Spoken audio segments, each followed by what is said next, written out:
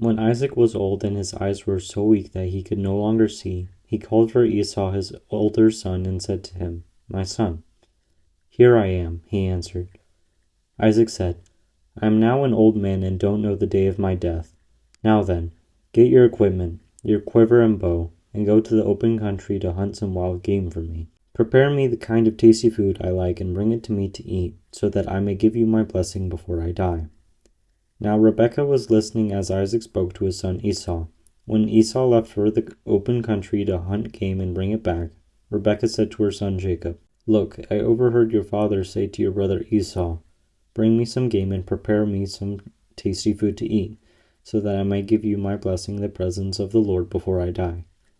Now, my son, listen carefully and do what I tell you.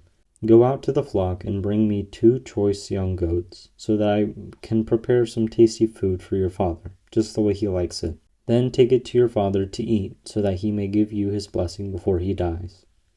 Jacob said to Rebekah his mother, "But my brother Esau is a hairy man, while I have smooth skin. What if my father touches me?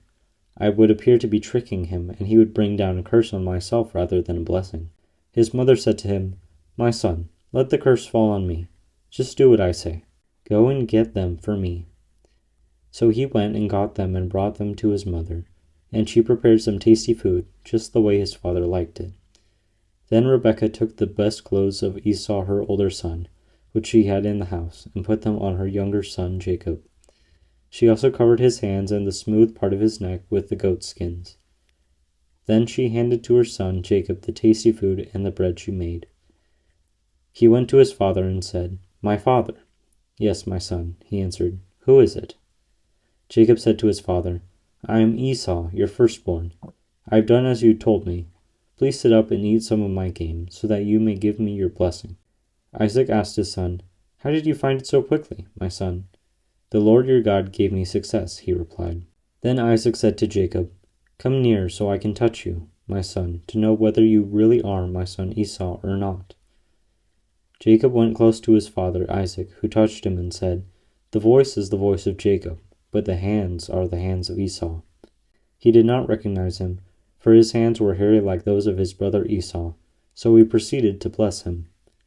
"Are you really my son Esau?" he asked. "I am," he replied. Then he said, "My son, bring me some of your game to eat, so that I may give you my blessing." Jacob brought it to him, and he ate, and he brought some wine, and he drank. Then his father Isaac said to him, "Come here, my son, and kiss me." So he went to him and kissed him. When Isaac caught the smell of his clothes, he blessed him and said, "Ah, the smell of my son is like the smell of a field that the Lord has blessed. May God give you heaven's dew and earth's richness, an abundance of grain and new wine. May nations serve you, and peoples bow down to you. Be Lord over your brothers, and may the sons of your mother bow down to you.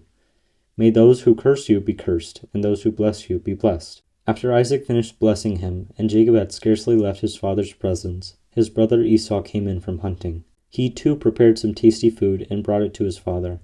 Then he said to him, "My father, please sit up and eat some of my game, so that you may give me your blessing." His father Isaac asked him, "Who are you?" "I am your son," he answered, "your firstborn, Esau." Isaac trembled violently and said, "Who was it, then, that hunted game and brought it to me? I ate it just before you came, and I blessed him, and indeed he will be blessed." When Esau heard his father's words, he burst out with a loud and bitter cry, and said to his father, "Bless me too, my father." But he said, "Your brother came deceitfully and took your blessing." Esau said, "Isn't he rightly named Jacob? This is the second time he has taken advantage of me. He took my birthright, now he's taken my blessing." Then he asked, "Haven't you reserved any blessing for me?" Isaac answered Esau, "I have made him lord over you, and have made all his relatives his servants, and I have sustained him with grain and new wine. So what can I possibly do for you, my son?" Esau said to his father, "Do you have only one blessing, my father? Bless me too, my father." Then Esau wept aloud. His father Isaac answered him, "Your dwelling will be away from the earth's richness, away from the dew of the heaven above. You will live by the sword, and you will serve your brother. But when you grow restless, you will throw his yoke from off your neck." Esau held a grudge against Jacob because of the blessing his father had given him.